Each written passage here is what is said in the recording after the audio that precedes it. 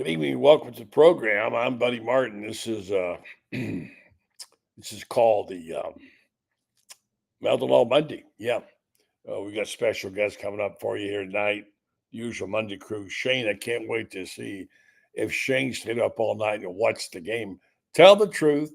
Did you make it through the game? Tell the truth. Did you watch a halftime show? Tell the truth. Was it one of the most boring evenings you've ever been through? It was amazing. So I guess we expect so much, don't we, in our Super Bowl? It's like Dwayne Thomas once said, the flaky running back for the Dallas Cowboys way back in the day. He was a guy who never talked, except one time at a Super Bowl. They asked him and said, "What's it like to play in the ultimate game?" And he spoke for one of the few times. He said, "If it's the ultimate game, why do they play it every year?" Good question. Stand by, folks. Got our game coming up to you just a moment here. Shane standing by in the orange blue room. Got Franz Beard to explain that colossal, what adjective can we use? That unbelievable, remarkable beatdown of the Auburn Tigers at their own arena. Can you believe it? I wonder if the people who vote in the polls saw the game. I don't get these polls. We have Kevin Brockway on to explain that. And Franz Beard, the mighty one, will be alone. Stand by. The Buddy Martin Show is now on the air, telling you friends and neighbors to come join us on Melton All Monday. Yes, it's time again for Buddy Martin. Call him up and tell him what you're thinking. But be kind because he's doing the best he can. Better, stronger, faster. Mama says that alligators are ornery because they got all them teeth but no toothbrush. What if the voice calls while you're gone? Take a message. Bye! You ready, champ? I'm ready for this my whole life. I'm incapable of small talk. But that's why you love me, right? Kind of intimidating to be in the presence of so many great athletes.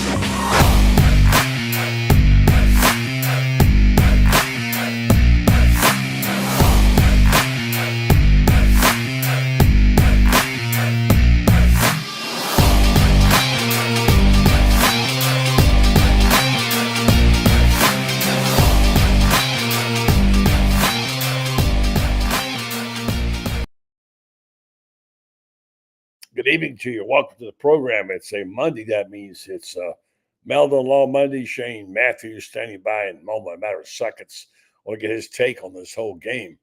What there will happen. He didn't blitz at all. I guess that's worked a lot in the Super Bowl. And I'll get some strategy from Shane. He knows more about it than all of us put together. And then we've got Kevin Brockway somewhere out there. Explain to me these polls. I mean, they beat the number one team in the nation, clobbered them at Auburn.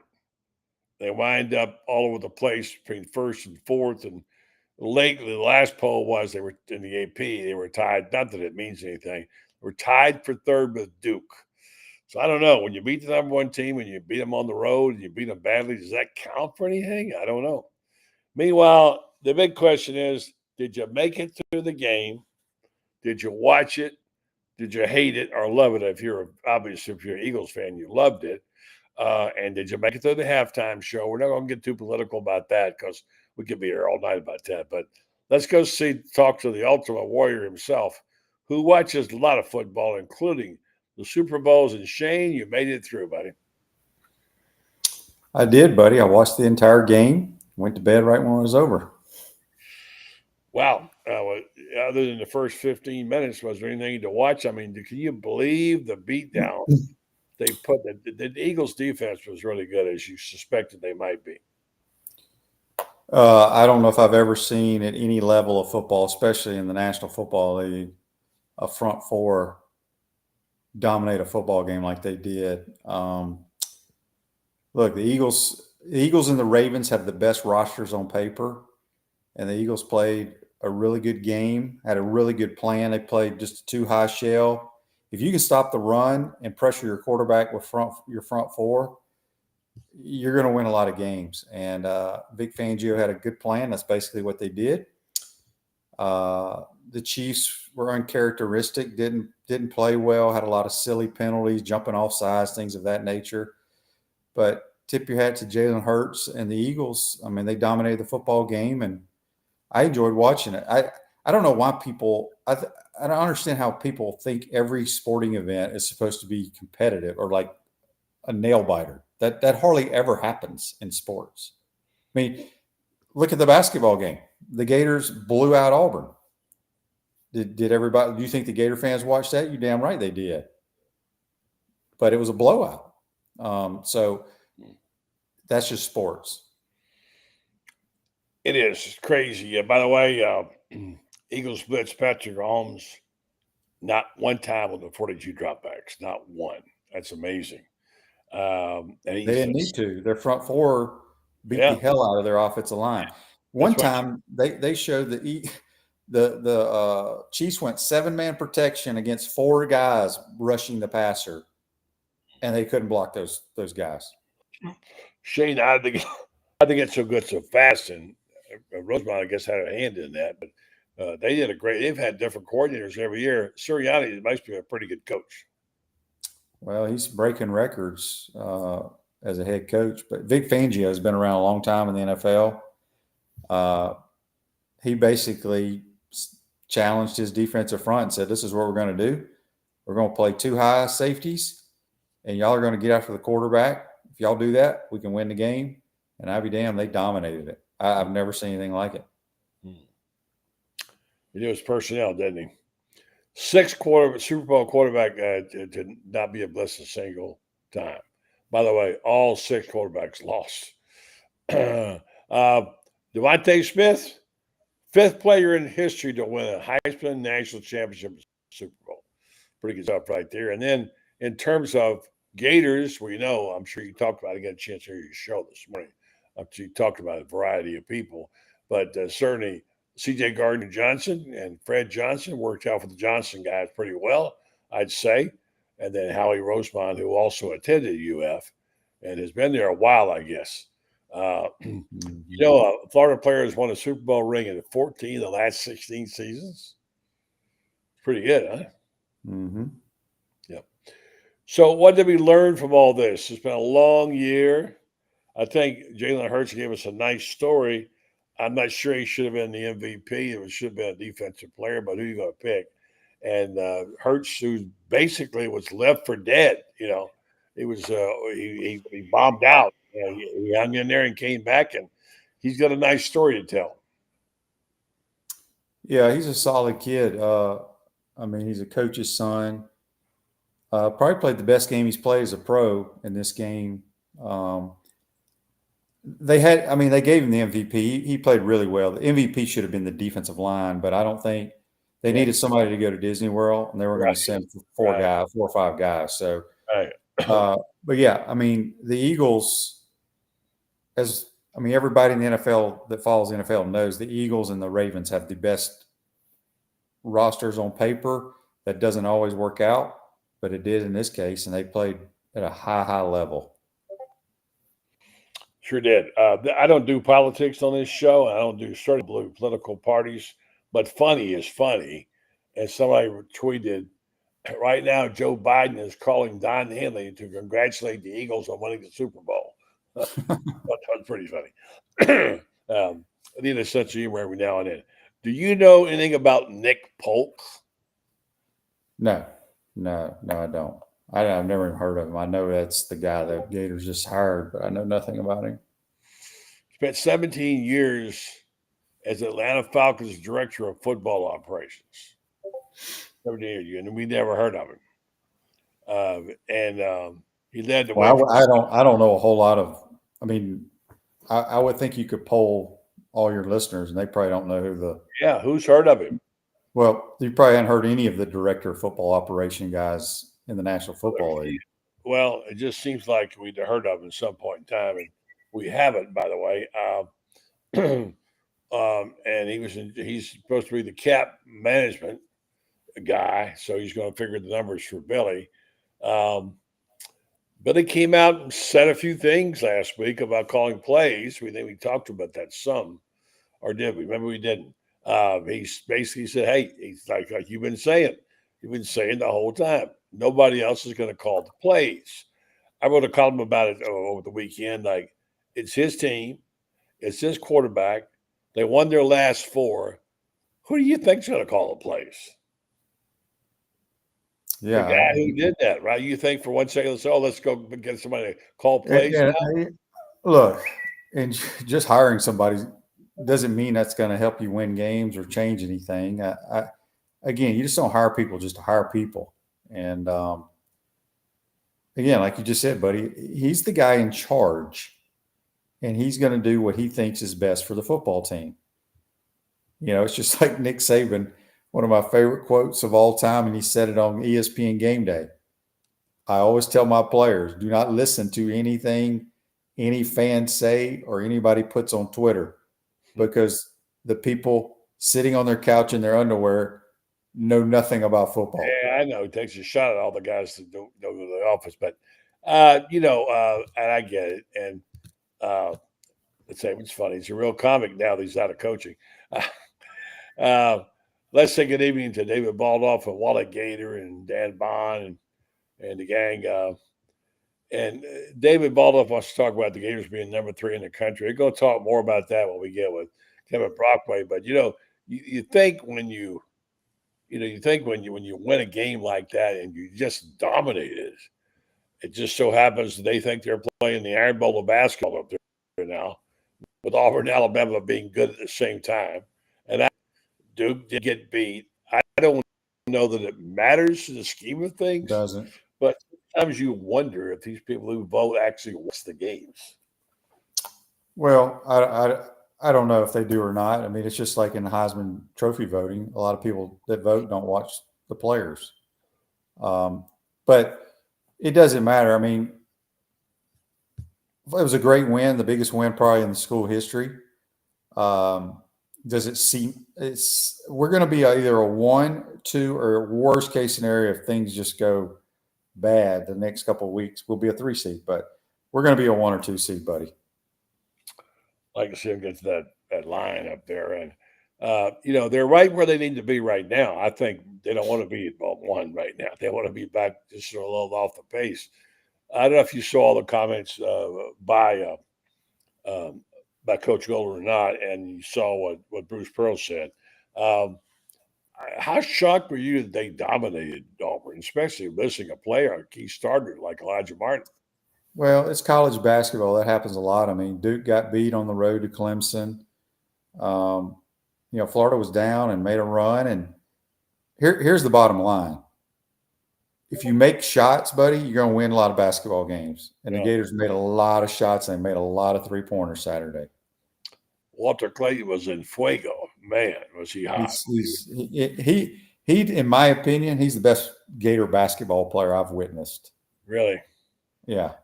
I think he's that good. Yeah, Todd made a little pitch for him as well about what a great player he was. And, it obviously he's a magic man making it. When you get the other guys going, the bigs playing like they're playing, when they start passing the basketball, they're a beautiful thing. And how about our guy, our new Urban? He's something else. Can he shoot the eyes out of it, Klopsar?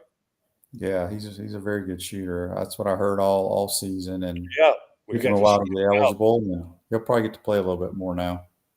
I didn't know he was that good. Did you, Shane? Yeah, he's been a professional since he was like 15. Yeah, Slovenia, yeah. Or playing, I don't know. I mean, he's been playing high-level basketball for a long time. Yeah, for sure, yeah. Well, it certainly impresses me, I'll tell you that. And it's fun to watch. Okay, Shane, it's your moment to talk about the elites. I got the poll in front of me right now, Softball America, Division I. We start down to 25 and up, South Carolina, Baylor, Northwestern, all the way up to the top teams. Number 7 is Florida State, by the way. 6, Tennessee, Texas A&M 5, UCLA 4, Oklahoma 3, and Texas 2. And Tim Walton's Florida Gators, number 1 in the top 25. They got a stud playing right field, true freshman. I think she's hit 6 home runs in every what are they 5-0 or 6-0, buddy? Does it say? I don't have that record in front of me. No. Yeah, I think they're hang on. They're 2, 4, 6. I think they're maybe 7-0. But she's hit 6 home runs already. Wow. Taylor Shoemaker. Yeah, I saw her at one on the replay. I have a hard time getting those games to show up on my at ESPN Plus. I don't know what it is. It's the one I got here is not very good, but no, certainly. So it's going to be fun. It's going to be the gymnastics team got beat. That was an upset. But to have so many teams in so many good positions, your women's basketball is tagging along a little bit, but they're so good in so many sports, Shane. Yep. Yeah, it's baseball cranks up on Friday. Should be What a do good you think spring. about the baseball team? I mean, I'll learn a little bit more about them tomorrow with Sully on, but they've lost some good players the last couple of years, but he's recruited at a high level and has an eye for talent. I would expect them to be in the hunt. It's SEC baseball. It's tough. He's got replacements, and you say you got him on the show tomorrow? Mm-hmm. Well, you don't need this slug if you got him. Well, you're the leadoff hitter, buddy. Okay. I'll lay the butt down, okay? I'll set it up for Sully.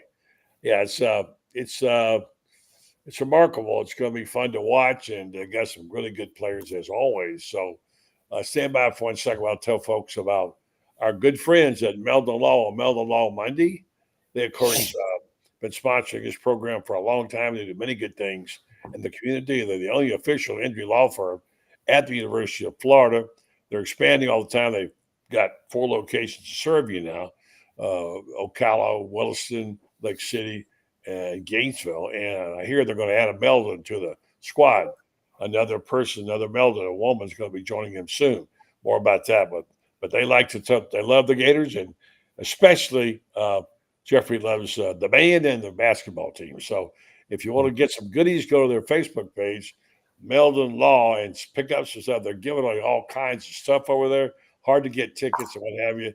You'll get some good deals. Meldon Law, they won't back down. Okay. A couple of comments here from people you can Dan Bond said gymnastics had an inexplicable bad beam routine at the end of the meet to blow a large lead to Arkansas. You hear about that? I did not hear about that. Yeah. Apparently that's what happens. Dan Bond covers it for us. Let's see here. Barry Mason says working for the Falcons can't be a good thing, he says. Let's see what else we got to say. Shane, who passed along was your friend? Was Kyle your best friend? He's one of them. Yeah, he's my college roommate. Yeah. Well, let's talk about him because Perry brings it up. I was going to ask you, when I first came to Florida, he was going to be the man the year you came in. He was expected to be the quarterback. He had suddenly he wasn't. And how did you guys become good friends? And how did he die at such a young age? Well, we were roommates, and we played a lot of golf. We played intramural and church softball together, and we competed. But he's been one of my closest friends for many, many years, and he was diagnosed with different types of cancers about 10 years ago and just battled. And eventually you just can't do what he did for 10 years. And we lost him, I think it was Saturday night, maybe. I can't remember, but just a good dude, great teammate, and a really good athlete. He could hit a baseball, and ended up transferring to Mississippi College and played football and baseball there. Very successful business guy, and he's only 55 years old. Wow. Do you have children? Yeah, he got 2 boys. 2 boys. One is at Belhaven and one is at Ole Miss. Yeah. Tell us a little more about him personally. He was a Gator, and then did he not make the squad, or what happened to him? No, he was scholarship, but he was a highly recruited. Did he quit? He just transferred, or what? He transferred. I mean, he was the starter. He started in 1989, and then Coach Bird came in, and I beat him out, and he was my backup in 1990, and he wanted to play, and he went back, and he wanted to play baseball too, so he went back to Mississippi College. He's from the state of Mississippi, and played football and baseball there. Where is Mississippi College? in Clinton, Mississippi, Okay, where's Clinton? right outside of Jackson. Okay. Yeah. Yeah. So I'm so sorry about him. I didn't ever know Kyle. I know he was a highly regarded prospect and was going to be, we thought, Spurrier's quarterback. But then he got beat out by his good friend. So RIP to him. We lose a lot of people along the way, don't we? I want to say one thing about these people kind of going at Gainesville, at University of Florida. We get new people all the time. And what gets me, and I don't mean to sound sarcastic, but it is sarcastic. I get people come on and saying, "This is my last week at Florida. I've enjoyed my last couple of years, and thank you for supporting me." I'm thinking, who are you? I've never even heard of you, you know? I guess when you have so many people, you have people that sort of pass through in the night, not to be disrespectful to them, but with so many, I mean, Shane, you said yourself, you probably couldn't tell the roster of the coaches without pictures of them and who they are. And it just seems like it's so distant in that regards. Who are the guys you know the most on the coaching staff? On the Gator coaching staff? Yeah, football. I mean, I don't talk to them unless I see them on the bus or something at the hotel. Yeah, who would that be? What group? Probably the only person I talk to is Mike Peterson. Okay. But that's it. And the only other people I'll talk to are the radio broadcast guys. Yeah. Yeah, I don't bother them because I know how it is about coaching, man. They got a job to do. They don't care who you are, what you do, or whatever. Everybody has a role. And there's people leaving there's tons of trainers, there's tons of managers, there's tons of video people, social media. I mean, this is at every school. This isn't just at Florida. It's at every school. Yeah. Dan Bond says Taylor Shoemaker is on pace for 46 home runs. Regular Walsh led the Gators last season by 19. 46. Can you imagine somebody hitting 46 home runs in softball? Wow. It ain't gonna happen, but it would be incredible. She's a lefty, right? Yeah. She hits the opposite fields. I saw one of her home runs. She can hit power to opposite fields. That's something else. So, yeah. So, all right. So, let's talk a little bit about football, and talk a little bit about how it's playing out for people in Tuscaloosa. They're getting very uneasy and unhappy. I haven't heard a whole lot about Ole Miss recently. Georgia's, I won't say doing a rebuild, but they've got to do a reconstruct of some time. Tennessee is a mystery team. If I said to you, Shane, pick out 3 teams from the SEC besides Florida that you think will be competitive for the SEC title next year, who would you say? Texas, Georgia. I'm gonna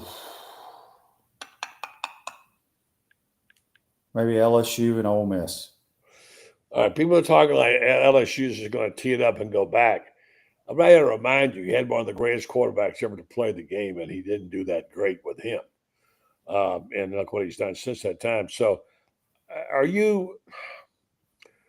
how good a coach is he? Who? Brian Kelly. Oh, I don't really know. I mean, I think they're good. I think they got really good skill guys on offense. And they got good players. I mean, what was their record last year? 9-3? Did they win 9? I don't know. I'm asking. I don't follow them. I mean, somebody pop it on. I don't know if they won 9 or not. I think out of the rankings. Let's see who can pop on here and tell us so we can look it up and Google it. But yeah, I mean, they may have gone 10-3. No, they didn't go 10. They won their bowl game, I think. Well, I'm talking about regular season here now. Well, I think they went 9-3. Well, you didn't think he had a bad year? I mean, LSU expected to be in the let's see what their record was, since nobody's telling me. I've got it up now too. I got it right here in front of me, but they were 8-4, maybe. Oh, let's see here. Let's see. Well, hold on. They were 9-4. Yeah, they were 9-4. Yeah, They were 5-3 in the league. Oh, win. Yeah, 9-4. Oh, win. So that's not good. They won the same number that Florida did, and Florida beat them. No, Florida had fewer wins than them. Florida won 8-5. Well, not 8-5. That's correct. You're right. 9-4. So the team that surprised me was South Carolina. I just didn't see them coming. Did you? No, I'm still. I know people like them. They don't do much for me. Their quarterback is very erratic. He's going to make some good plays. He really reminds me of Anthony Richardson. I think they're the same exact player. I agree with you. I just don't believe in that guy. But let's see. Franz Beard is going to join us. He says LSU is 29-11 in 3 years for Brian Kelly. Is that good enough?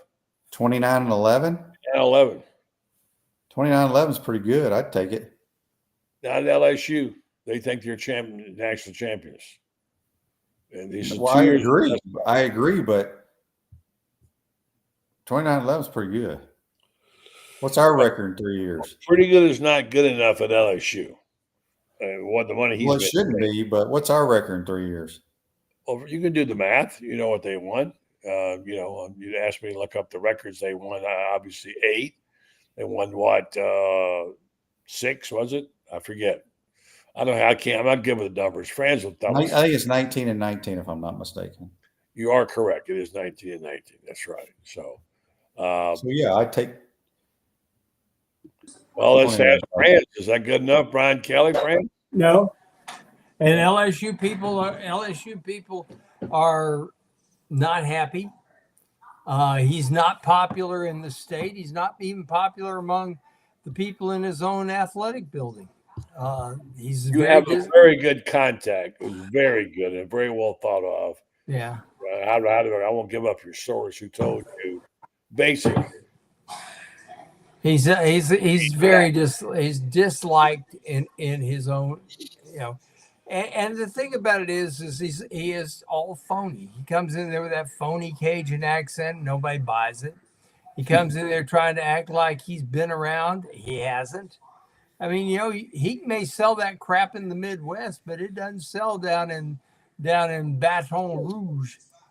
And here's the thing: he had the greatest quarterback in college football for 2 years, and he lost 7 ball games with him. Because he's had no defense last year, supposedly had the best offensive line in college football, and they couldn't run it. And then Florida sacked him 6 times. So, and they loaded up on skilled people again this year, which is what he's done. He's not growing his own talent. So that was your number 3 team, Shane. I'll ask Franz the same. So is that you stay with LSU as your 3rd team? I said besides Florida, you said Texas. I put Texas and Georgia, and then I said it would be either Ole Miss, over Tennessee, Tennessee, and LSU's who I'd throw in there. Okay, they're all the same to me. Yeah, I asked you the same question. Without Florida, Franz, the 3 Texas will be there. Georgia will be there. Yeah. And Ole Miss is going to be there. Shane, Lane Kiffin knows how to operate the portal. Nobody else in college football, I think, has figured it out like he does. And I looked at the people that he's loaded up on. They're going to be as good. They're going to be better than Tennessee. Of course, so's Florida. So's a lot of people. Josh Heupel is not. Josh Heupel is like Brian Kelly in one respect. He can get you so far, but he won't get you over the top. Yeah. So, Shane, I know you haven't had a chance to think about spring ball, and I know there's some talk about what's going to happen to the spring game. Certainly, it looks like Nebraska, he's probably going to ditch the spring game. What do y'all think about that? How important is it to have some kind of game? I get where they're coming from, that they don't need more games because of the schedule being so lengthy and difficult. I don't know, but I don't know. Is that something you need to have? I would hate to see away with the orange and blue game, Shane. Well, I don't think anybody really has games anymore. It's all basically a practice, kind of a scripted practice, so to speak. Big tailgate. What they need to do is they need to say, okay, no more Division I AA games during the regular season. Instead, play that D1 AA game for your spring game. Have a real game. You'd sell it out. I mean, goodness, can you imagine, Shane, if Bethune-Cookman or FAMU comes here and brings their band in the spring? You don't think that would sell out all 90,000 seats? It certainly would. People would come see that in a real football game. And here's the thing about it. You don't have to be embarrassed like Florida was in 2013 because you lost to a D1 AA team during the regular season. That game cost Will Muschamp his career at Florida. Nobody wants to say it, but that's the reality is that, it didn't matter what. The only thing that could have saved him in 2014 was to have won 10 ball games, and he didn't do it. So play a real game, let the people see it, and let coaches have a chance to see what their guys can do in a stadium with people there in a game that hey, the only ones that'll matter to are the D1 AA people. If you lose it, hey, no big deal. I know you're not a fan of these, but Shane, it is like a big tailgate for a lot of people. A lot of people can't afford to buy tickets to the game. Their big game is coming to the free game, coming in tailgating and seeing what they can see of a game, just to see the players, get a few autographs. I think it is a fairly important thing. Am I wrong, Shane? No, but I do like tailgates, buddy. I tailgate before all our games. Yeah. You never invite me. Well, you don't come to half the games. I'm easy to find on game day. Where my maybe I would come if I was invited. You're tailgating right now, Shane. Yeah. Hey, by the way, sorry, condolences. I know you and Kyle were buddies, and I'm sad to hear about your friend. Yeah, it's a shame, man. He was a good guy, and he battled a long time, and it's kind of a relief, though. He didn't need to suffer anymore. Yeah. Didn't his dad start Telecom World Communications or something like that? No, MCI. That was MCI. His family started Cal-Maine Foods, the largest egg producer in America, from California to Maine. That's why it was called Cal-Maine Foods, right there in Jackson, Mississippi. So he's big on the egg bowl, huh? No, obviously, eggs being the price that they are. Have you seen them lately? Or they're going up because of all the bird flu stuff. So, all right, Shane, who you got on the show besides me? Oh, wait a minute. Some guy named Sully. What you going to talk about, Shane? How about baseball? I'll ask Sully if he's worth the damn in golf and what he did in the off season. Yeah. All that good stuff. Well, Franz can tell us a little bit about his baseball team. He knows a little about it. Some of the guys they picked up. What have you. They're going to be really good this year. Yeah, they got a chance. They've got a real chance if the pitching holds up. They don't have the one guy that's going to get 35 home runs like Cags, but they've got guys that can hit it out of the park. They up and down the lineup, they've got more power than they had last year. Kid they picked up from South Florida, Bobby Boozer, will be over at third base. Blake Sear, guy they picked up from Miami in left field. And guys, I got to tell you what, this guy they got in center field, Kyle Jones, they picked him up from Stetson. Won the Rawlings Gold Glove as the best center fielder in the country last year. Gap to gap, the best center fielder they've had since a guy named Dendecker, who was extraordinary. Ty Evans is back. They got power. They got people that can hit it out of the yard. And as I understand, they've cut down on the strikeouts enormously, particularly at the top of the lineup with Kyle Jones and Blake Sear and Boozer up there. So that would be really good because last year they struck out way, way, way too much. And that had a lot to do with the fact that the record was what it was. They struck out a lot. And Kaggs was the only one who really cut down on his strikeouts. Kaggs was a hard guy to strike out last year. Everybody else was easy. All right, Shane, let you go. See you in the morning, Coach. I'll be there bright and early, ready for your hard-hitting questions. Don't give me anything too hard, would you please? They won't, buddy. But buddy, get ready. You're gonna get a lot of softball talk, I'm sure. A lot of softball talk. I better start doing some studying tonight. Yeah, I don't know jack about it. I'll tell you that right now. they're damn good. Yeah. All right, see y'all. See you, Yeah, Franz. Take care, Shane. Are they elite or not? You say yeah, they are. I guess they are. They're elite. All right, thank you, Shane. The great Shane Matthews, bottom with Matthews every week. Don't forget to catch him. And gosh, we've been doing. That's amazing how long we've been doing this, Franz. It's incredible that we've been doing this kind of thing for so long. We were talking about it the other day about when we started. Oh my gosh, I can even go back to that. It's fun to do, and we've had a great time doing it. And thank you for all your participation and your help on that. Now I'm going to look for what they call Titan MRI and imaging. Could probably do it by heart, but I want to tell folks about this fine company. In fact, I'm going to get their QR code and we'll start talking about it. Well, they've been around for a while. Friends, you probably remember them. Let's see how I got here. Titan MRI, my QR code. There it is. It's changed. I'll use this right here. Titan MRI imaging now, of course, is what it's about. And nobody ever likes to go have an MRI. When do you like to go have that? And you go into one of those small little holes, and you wind up having to be uncomfortable and just claustrophobic. And they don't want you to do that. They want you to be more relaxed, and so they'll make it as best as they can for you. And you need to check them out and find out more about their now Titan MRI and imaging. Acquired Highfield MRI. Joe Coloria started at Highfield in 1997. Now he's back. Titan MRI's imaging now has 3 locations to serve you. 2 in Gainesville with its Park Avenue location. You see a logo right there, their QR code. Then, of course, at Millennium Center and Lake City, serving all of Columbia County and Valdosta, Georgia.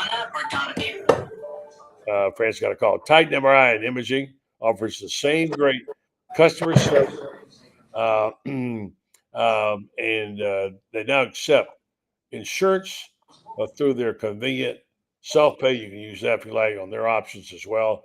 They'll make it possible for you to be able to write a check or whatever you're going to do. Titan MRI and imaging offers MRIs, CAT scans, X-rays, and ultrasounds. Easy scheduling with lots of options, including the evenings if you need it. Largest MRI machines for you, as I said. And so coming soon to Ocala area for better serve Marion County as well. Titan MRI imaging, Highfield. Check them out. Many locations to serve you. Friends? Yes. Hoop here with your buddy Kevin. I just got a question. I want to get you both on the screen at the same time when I do this. Let me get this QR code off. Let's see how I do this. Yeah. Okay. Well, I mean, we saw the basketball game of basketball games.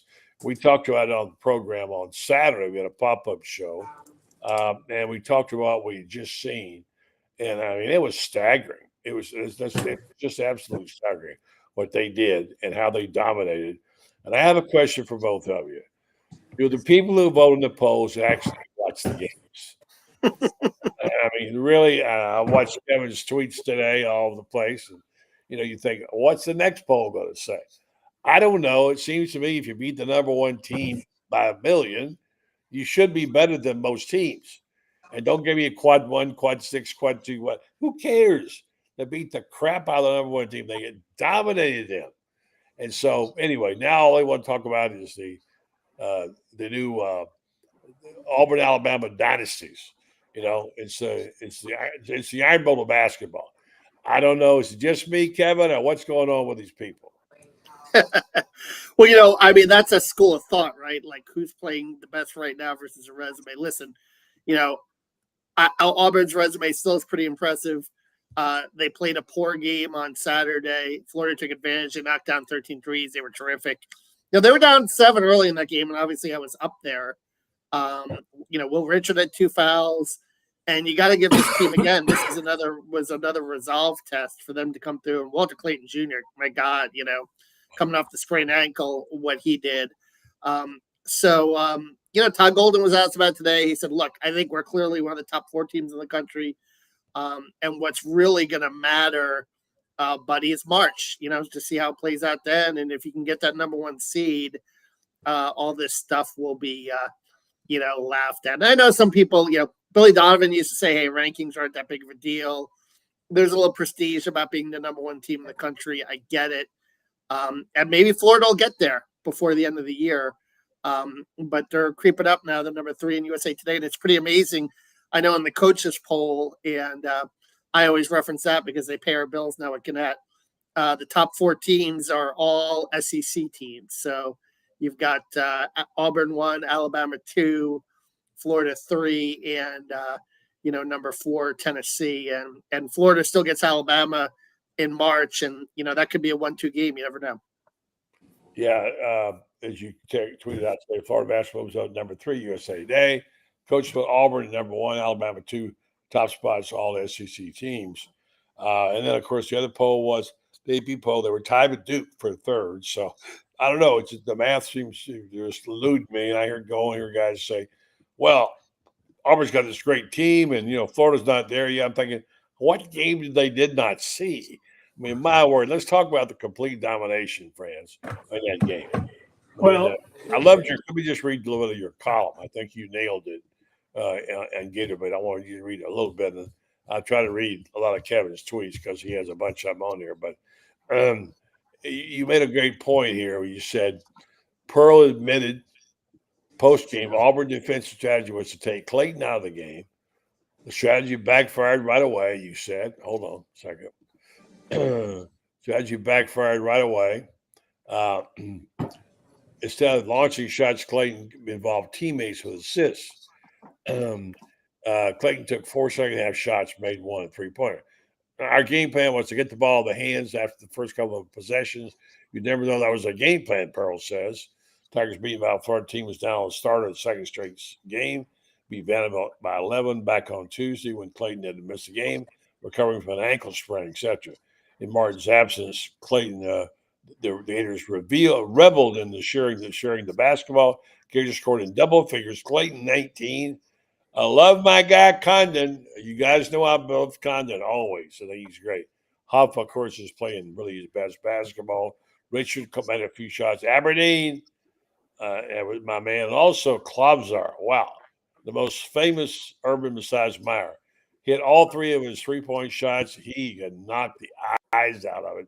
Finished 22 assists, 31 made baskets. Clayton finished with 9, Condon 4 in all 3. So, my goodness, what a weapon they have off the bench in Klobzar. What do you think, Kevin?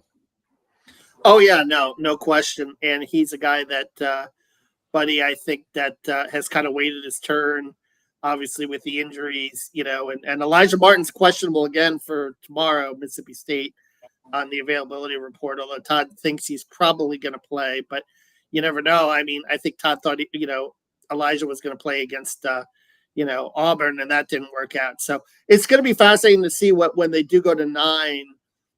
Will they go to 9 when everyone is healthy again? Do they go to a 9-man rotation and include Klafshar in there? Add a little depth to this team. And certainly, but whose minutes get cut in that situation, if that's the case. But Klafshar, he gives them that 3-point scoring weapon off the bench. He didn't start out great shooting from 3, but 5 for 5 in his last 2 games. You can't argue with that. And he seems to defend a little bit okay and can handle the physicality in the SEC a little bit okay. So I think he's a guy that can contribute here down the stretch for Florida, buddy. What he's done that really impressed me, Kev, is the fact, you're right, his defense has improved because that's what kept him off the floor in the first month or so of the season. But what has impressed me was watching him pass the basketball. he found Alexis. Both Alexis it needs to be on the floor with I love Alexis when he knocks down those threes. Comes out like that, pure shooter. Both times, good, really nice passes from Klavzar, and he's a very, very skilled passer. It makes you wonder if he's not the heir apparent to the point guard when it's all said and done. I know that that Todd really likes big point guards, and Denzel's that guy when it comes to that. But it's no denying this kid's got skills. Why do you want to take a pure shooter and make him a point guard? He's a two guard. I mean, he's too good of a shooter to be a point guard, in my opinion. I think Todd plays kind of positionless a lot too, and combo. Walter's a combo, right? Klavzar looks to me like a combo. Denzel looks like a combo. So I think just having that versatility, and you talk about the 3-point shooting. You talked about Sam Alexis. 5 different guys made threes in the Vanderbilt game. 6 different guys made threes in the Auburn game. So that really, it is that kind of pick your poison thing where Florida, and that's what helps when you have bigs that can shoot and extend the floor, and that just opens up everything. Thomas Howe hit a 3, obviously up in Auburn as well. Condon has shown that he can make some threes here and there. So when you have multiple guys that can shoot the ball well from the perimeter, it just really, opens up the whole floor to other opportunities. And, certainly we saw it on the rolls and the alley-oops to the basket as well, that Florida executed really well in the second half of that Auburn game. Francis really loves Huff. And I can see why he does. He's such an interchangeable part. He can do so many things. My gosh, he can play for a point guard. He can handle the ball. He can take the ball to the hole. He's a good passer. He comes up with big plays. He can knock down 3. And he seems to be getting better all the time, Franz. Well, he's that indispensable guy that you've got to have, that when he comes into the ball game, the energy level for everybody picks up immediately. I think the guys would be maybe they subconsciously feel, I'm not going to let this guy embarrass me by out hustling me. So all of a sudden you start seeing everybody diving for balls and hustling like crazy when he comes into the ball game. But he is he's Florida's answer to the Energizer Bunny. He lifts the energy level for everybody on that ball club. I would say, I don't know. I haven't really paid all that much attention to 6 men, the rest of the league, but I would have to say this is a guy that's got to get serious consideration for 6 man of the year in the league. I agree. Yeah. And that tap back play was huge. Obviously, that was a huge, that and Aberdeen knocking down the 3. That really quieted the crowd. Aberdeen hit a couple big threes in that game, in the second half. And obviously, the one with 2:30 to go is pretty amazing. And then Florida fans that were there at Auburn started, it's great to be a Florida Gators camp. And the Auburn PA system immediately piped up the music to drown it out. It was kind of funny how they didn't want any of that. But, like I said, and that's the performance, particularly coming off that, Tennessee 20-point loss. And I think that's the one thing, Buddy, when you talk about the number 1 team, maybe that held them back. Had they not lost that game or been, more competitive in that game, maybe you could make the argument for them being number 1 in the country. But I do think that might still sit with some of the voters or some of the coaches, the fact that they did have that one game that kind of, where they kind of laid an egg, as opposed to, beating Auburn and also having a 6 or 7 game win streak. I think you're right there. I'll tell you what, I'm going to be interesting to see Tennessee, I believe, has, they've got to go on the road to Kentucky this week, and they've got to play Vanderbilt, which has already beaten them this week too. The Vols, if they lose another ball game, they have no shot at the SEC championship.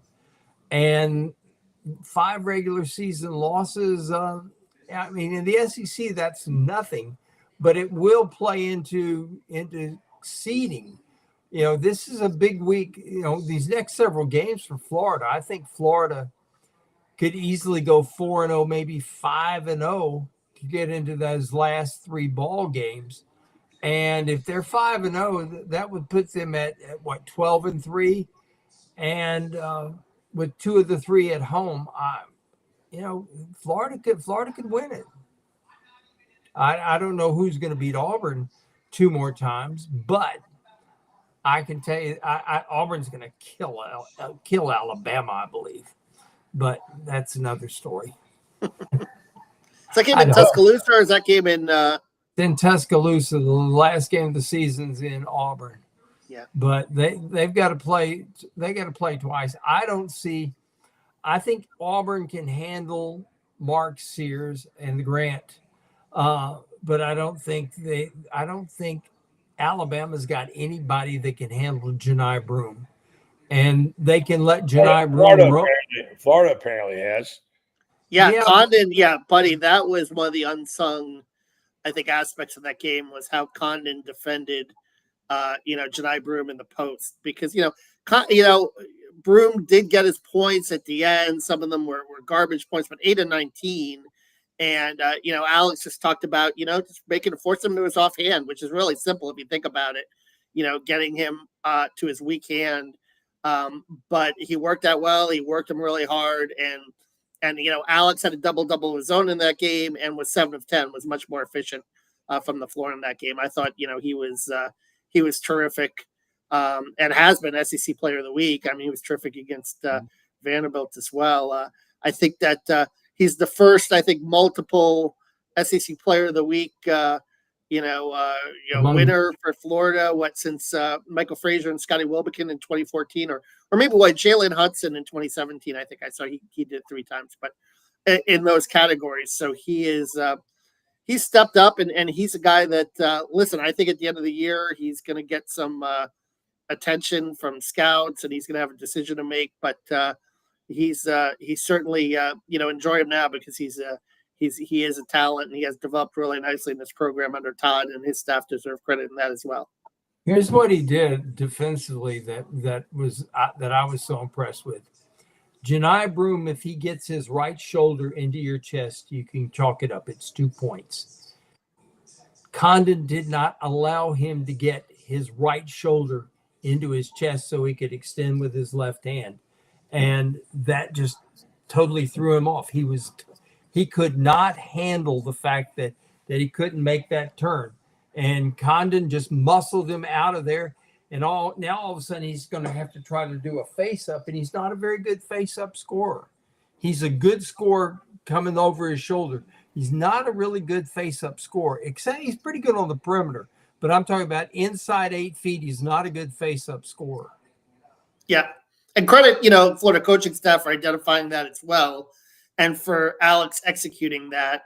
I think that that went a lot. Their ability to keep Broome from completely taking over that game, I thought was big, and it was kind of funny because with Cardwell, it was kind of like hack a Cardwell, right? You kept on setting the line, and he kept on missing free throws, which worked out well as well for Florida in that game. So there was a lot of good strategy that went in that game as well with Todd and his staff, and just basically how they handle it. But obviously the 3-point shooting right now, and they're 42% over the last 2 games.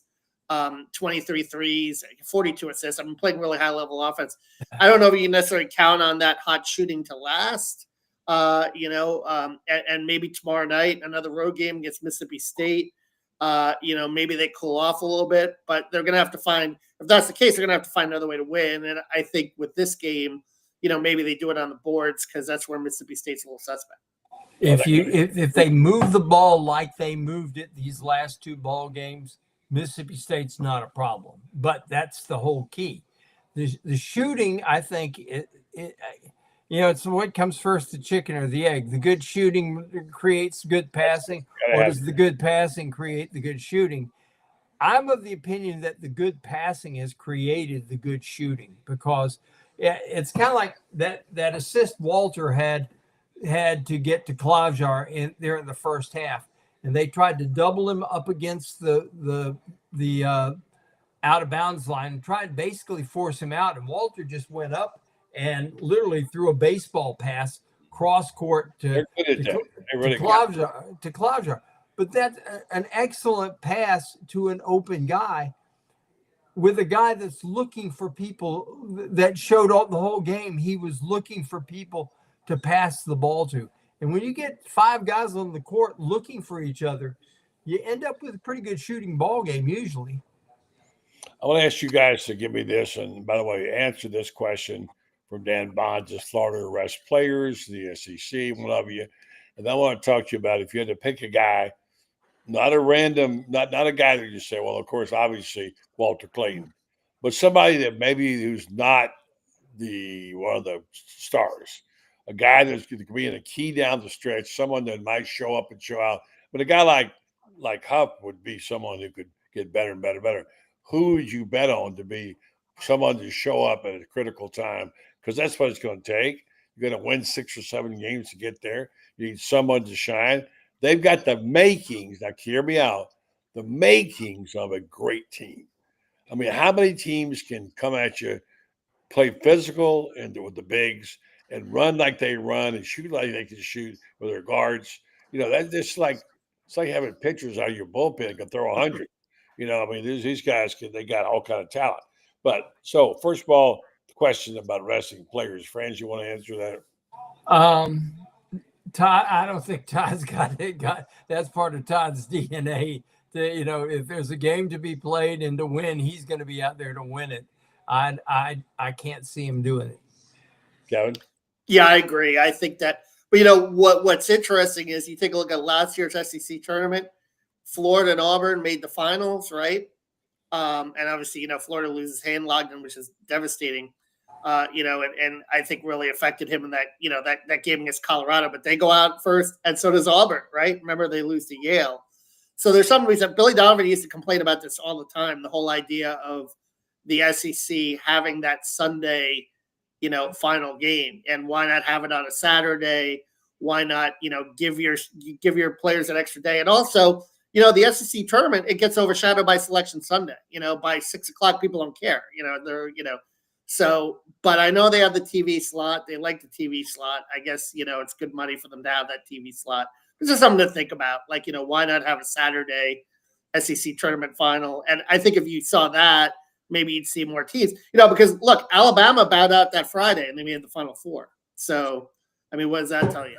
Sometimes it's good to have that rest, and it certainly allowed Alabama to regroup and refocus and make that run last year in March. So the guy could be Hand-Logden. It was one of those things. Would they take the red shirt off him? Give me a name of a guy you think that we might be thinking of who might be the factor down the stretch, Franz? Ruben Chenyalu.